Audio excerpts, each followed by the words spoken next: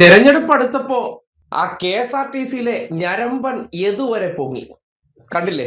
ആര്യ രാജേന്ദ്രന്റെ പടവും വെച്ച് ഇനിയിപ്പോ എവിടെയെങ്കിലും സ്ഥാനാർത്ഥിയാകുന്നുണ്ടെങ്കിൽ ജനങ്ങളെ ഓർമ്മിപ്പിക്കുക എന്ന സംഘപരിവാർ ചാനലായിട്ടുള്ള ഏഷ്യാനെറ്റിലെ ചില ശാഖ അടിമകളുണ്ടല്ലോ, ശാഖയിൽ ട്രെയിനിങ് കഴിഞ്ഞിറങ്ങിയിരിക്കുന്ന മാധ്യമപ്രവർത്തകർ എന്ന പേരിൽ അവർ നിയോഗിച്ചിരിക്കുന്ന സംഘി പ്രചാരകർ, അവർ ഉടനടി ഇപ്പോ ആര്യ രാജേന്ദ്രൻ സഞ്ചരിച്ച വാഹനത്തെ അപകടപ്പെടുത്താൻ ശ്രമിച്ച KSRTC ബസ്സിലെ ഡ്രൈവറാണ്. അയാളെ സിഗ്നലിന്റെ മുന്നിൽ വണ്ടി കൊണ്ട് നിർത്തി ഒന്ന് ചോദ്യം ചെയ്തു. ഈ ലോകത്തെ ഏറ്റവും വലിയ അപരാധം ആര്യ ചെയ്തു. അങ്ങനെ ചെയ്തൊരു വ്യക്തി, അവൻ നേരത്തെ 2 കേസിൽ പ്രതിയാണ്. പോരാത്തതിന് ഇവന്റെ ഞരമ്പത്തരത്തെക്കുറിച്ച് മറ്റൊരു നടി കൂടി അന്ന് പരസ്യ പ്രതികരണവുമായി രംഗത്ത് വന്നതാണ്. ആദ്യത്തെ പരാതി കരമനയിൽ വെച്ചിട്ട് ഒരു സ്ത്രീയെ മുണ്ടുപൊക്കി കാണിച്ചു. സംഘികൾക്ക് എന്തുകൊണ്ട് ന്യായീകരിക്കാൻ പറ്റിയ ആളാണ്.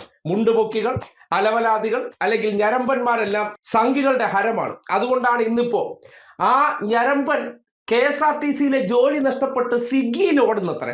സ്വിഗ്ഗിയിലൂടെ ഇനി ഏതെങ്കിലും വീട്ടിൽ കയറിയവ മുണ്ടുപൊക്കി കാണിക്കൂ എന്നാണ് നാട്ടുകാർക്ക് അറിയേണ്ടത്. അമ്മാതിരി വീടിന്റെ പരിസരത്ത് അടുപ്പിക്കാൻ പറ്റാത്ത ഒരു 916 ഞരമ്പൻ, അവനെ പൊക്കിക്കൊണ്ട് നടക്കുന്നത് എല്ലാ കാലത്തും. ഇനി ആര്യ രാജേന്ദ്രൻ ഒരു നേതാവായിട്ട് വരുന്നുണ്ടെങ്കിൽ ഞരമ്പനെങ്കിൽ ഞരമ്പൻ ആയുധമാക്കി ഉപയോഗിക്കാം. ഇവനെ പോലുള്ള വ്യക്തി എന്താണെന്നറിയാൻ, കൂടെ താമസിച്ച സ്വന്തം ഭാര്യ പോലും ഇവനെ അടിച്ചു കളഞ്ഞിട്ട് ജീവനും കൊണ്ട് പോയിട്ടുണ്ടെങ്കിൽ ഏത് ടൈപ്പിലുള്ള ഒരുത്തനാണെന്ന് എല്ലാവർക്കും ചിന്തിക്കാവുന്നതേ ഉള്ളൂ. അവനെ കൂടെ കൊണ്ടുവന്ന് സെന്റിമെന്റ്സ് അടിച്ച്, അല്ലെങ്കിൽ കേരളത്തിലെ സംഘപരിവാറുകാരുടെ വെള്ളപൂശൽ വൈദഗ്ധ്യം കൊണ്ടുവന്നിട്ട് ഞരമ്പനെ പോലും ഏറ്റവും വലിയ മാന്യനായി അവതരിപ്പിച്ചുകൊണ്ട് ആര്യ രാജേന്ദ്രൻ എന്ന വ്യക്തിയോട് ഈ നാട്ടിലെ ജനങ്ങൾക്ക് കൂടുതൽ വികാരം സൃഷ്ടിക്കണം. അതാണ് ഇതിനുള്ളിലെ സംഘബുദ്ധി.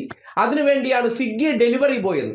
ആ ജോലി പോലും ചെയ്യാൻ യോഗ്യതയില്ല. കാര്യം ഇവൻ ചെയ്ത പ്രവർത്തനവും അതിന്റെ ദുരനുഭവത്തെക്കുറിച്ച് അന്ന് ആര്യ ചോദ്യം ചെയ്ത പോലെ തന്നെ ഒരു നടിയും പരസ്യമായി ചോദ്യം ചെയ്തപ്പോൾ അവരെ പച്ചത്തെറി വിളിച്ചിട്ട് പോയവനാണ്. അവനാണ് സംഘികളുടെ മാന്യൻ.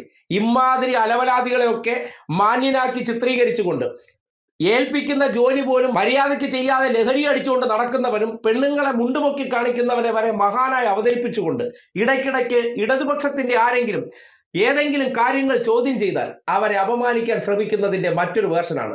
നാട്ടുകാർ മനസ്സിലാക്കേണ്ട ഒരു കാര്യം, KSRTC ബസ്സിൽ നിന്ന് ദുരനുഭവം നേരിടാത്തവർ ഈ നാട്ടിലില്ല. പലരും ചോദ്യം ചെയ്തിട്ടുണ്ട്. പക്ഷേ ആര്യയ്ക്കോ CPM നേതാക്കന്മാർക്കോ അവരിൽ നിന്ന് ദുരനുഭവം ഉണ്ടായിക്കഴിഞ്ഞാൽ ചോദിക്കാൻ പാടില്ല. സകലമാന ഡ്രൈവറും ആ ഗണത്തിൽപ്പെടുന്നവരല്ല. മാന്യന്മാരല്ലാത്ത പലരും ഉണ്ട്. അവന്മാർക്ക് ബസ്സിൽ കയറി കഴിഞ്ഞാൽ റോഡിലൂടെ പോകുന്നതെല്ലാം നെവർ മൈൻഡ് ഭാവമാണ്.